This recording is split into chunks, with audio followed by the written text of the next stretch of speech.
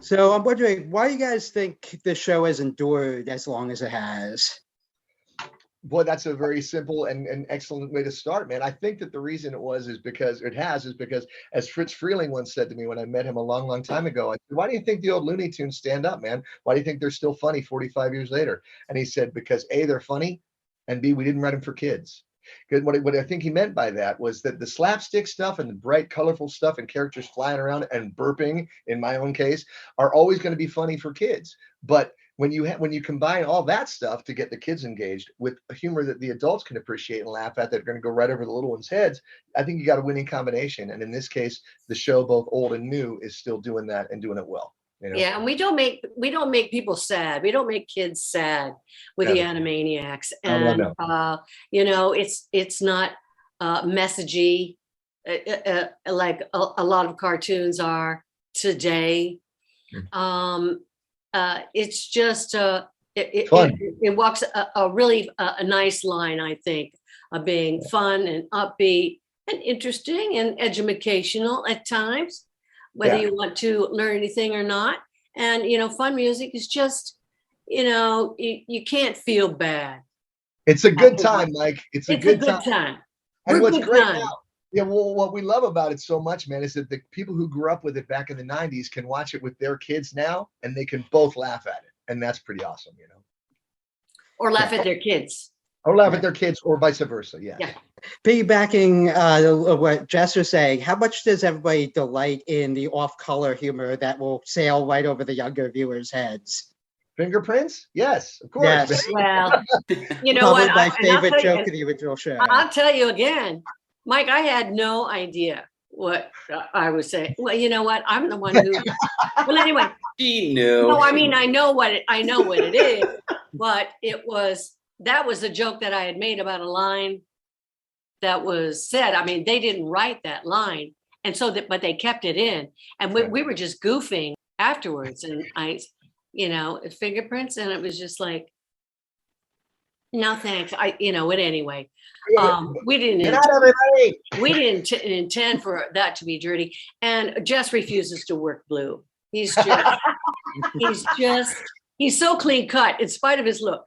I very much am. Michael, He I'll really tell you is. something though. What's great, there is a new thing in the new season 2 of Animaniacs coming out. There's a show about the Emperor Nero, where I'll tell you, we still hear about that. We hear about that. Grab them by the.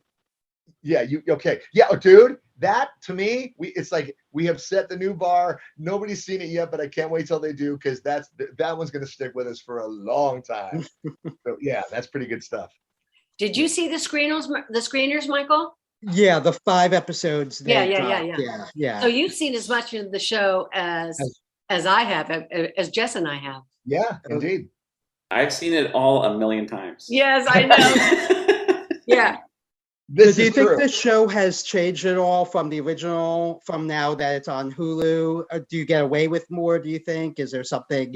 I think in general, like kids' cartoons you can get away with less, but we're basically doing what they were doing in the 90s now. Like, I think it's the same amount of stuff, but compared to everything else, I think it's more. So it feels like it's more. Well, it's also done more cleverly. I mean, Tress and I work on a lot of stuff, and Animaniacs then and now does stuff at the highest level of creativity and being clever and subversive, but cleverly so, and not rubbing your face and stuff. And like, I just love that they do that. And we're basically doing the same stuff that we did then in terms of attacking, the golden idols. We're just doing it with more topical stuff pertaining to today. Same formula, but different objects. Yeah, I've noticed both in the first season of the Hulu and in this season, Dot and Wacko tease Yakko a little bit about the Nations of the World song. I'm wondering, does that parallel any behind the scenes, like inside jokes? Of course it does. Of course it does. Rob won't shut up.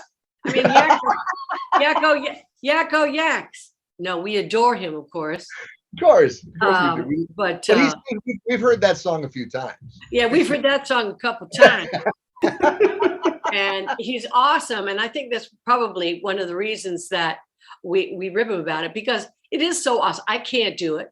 I can't. I don't even try, because I don't know how he remembers it, but he remembers it flawlessly. each time. Because he sang it like a million times. Whenever you don't want him to, he'll sing it too. I know.